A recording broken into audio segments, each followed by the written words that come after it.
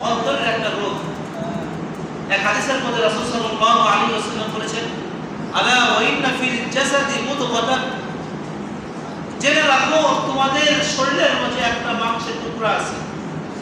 বলেন তো, এই যে হাত একটা গোশতের টুকরা না? বলেন, আমার চেহারা একটা গোশতের টুকরা না? তো রাসূল বলেন, আলা ফিল জাসাদি মুদগাতান, তোমাদের এই শরীরের মাঝে একটা গোশতের টুকরা আছে। ইদা সলাহাত সলাহাল জাসাদু কুল্লুহু, যখন ওই গোশতের টুকরা সুস্থ থাকে তোমার সমস্ত শরীর সুস্থ থাকে।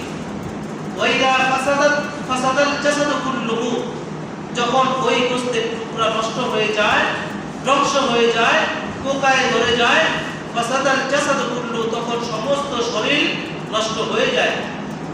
এখন জানা দরকার আছে না নাই? বলেন তো, সেই গোশতের টুকরাটা কি? রাসূল বলেন, আলা ওয়া হিয়াল কলব, সেটা হচ্ছে তোমাদের অন্তর। তোমাদের অন্তর যদি ঠিক থাকে তোমার সমস্ত শরীর ঠিক থাকে, আর তোমার অন্তর যদি নষ্ট হয়ে যায় তোমার সমস্ত শরীর নষ্ট হয়ে যাবে। মানে রাসূল কি বুঝালেন? যে তোমার অন্তর যতদিন ঠিক না হবে ততদিন পর্যন্ত তুমি আল্লাহর ইবাদত করে মজা পাবে। আজকে নামাজ পড়ছে, কালকে শয়তান আবার অন্তরের মধ্যে ওয়াসওয়াসা দিতেছে, আজকে না আবার কালকে পড়ছে, কি এরকম হয় না? তো রাসূল আগেই বললেন যে ওই অংশটা যদি ভালো হয়ে যায়, ওই অংশটা যদি সুস্থ হয়ে যায় তোমার সমস্ত শরীর সুস্থ হয়ে যাবে। আর ওই অংশটা যদি নষ্ট হয়ে যায় তাহলে তোমার সমস্ত শরীর নষ্ট হয়ে যাবে। আর সেই অংশটার নাম হচ্ছে কলব। সেই অংশটার নাম কি? কলব। এখন এই কলব সুস্থ রাখা, এই কলব ঠিক করার ঔষধ কি? বলেন তো, যদি আমার চোখের ভিতরে একটা ফোড়া ওঠে, এর জন্য আমি ওষুধ খাবো না? তো রাসূল তো এটাই বলে যে তোমার শরীরের মাঝে একটা গোশতের টুকরা যদি ঠিক থাকে তোমার শরীর ঠিক, যদি ঠিক না থাকে তোমার শরীর ঠিক নাই। তাহলে সেই গোশতের টুকরাটা চিকিৎসা দরকার আছে না নাই? বলেন তো, চিকিৎসা দরকার আছে না নাই? তো সেই চিকিৎসা কোথায় জানবো? রাসূলের থেকে। সেই চিকিৎসা কোথায় জানবো? রাসূলের থেকে। রাসূল বলেন, সেই কলবের চিকিৎসা যদি তোমরা করতে চাও তাহলে তোমরা বেশি বেশি আল্লাহর জিকির করো, বেশি বেশি আল্লাহ জিকির করবে। রাস্তা দিয়ে হাঁটতেছি, আমার ঠোঁট লড়বে, আল্লাহ আল্লাহ আল্লাহ, সুবহানাল্লাহ সুবহানাল্লাহ সুবহানাল্লাহ।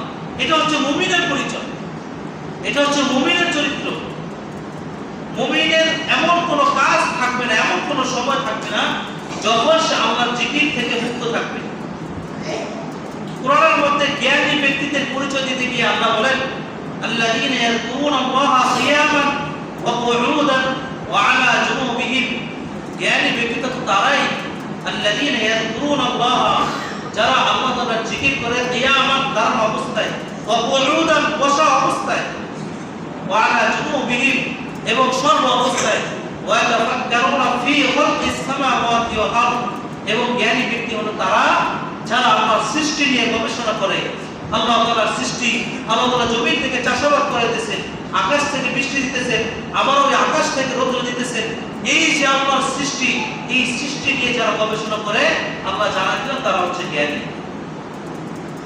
তো মুসলমানদের চরিত্র হবে, মুমিন ব্যক্তির চরিত্র হবে এমন যে তার প্রতিটা সময় হবে আল্লাহর জিকিরের মাঝে। যখন আমাদের প্রতিটা সময় আল্লাহর জিকিরের মধ্যে কাটবে তখন আমাদের এই অন্তর, আমাদের এই কলবের যে রোগ আছে এই রোগটা দূর হয়ে যাবে। আল্লাহ পাক রব্বুল আলামিন আমাদেরকে সর্ব অবস্থায় জিকির করার তৌফিক দেন। তার মধ্যে দিনদার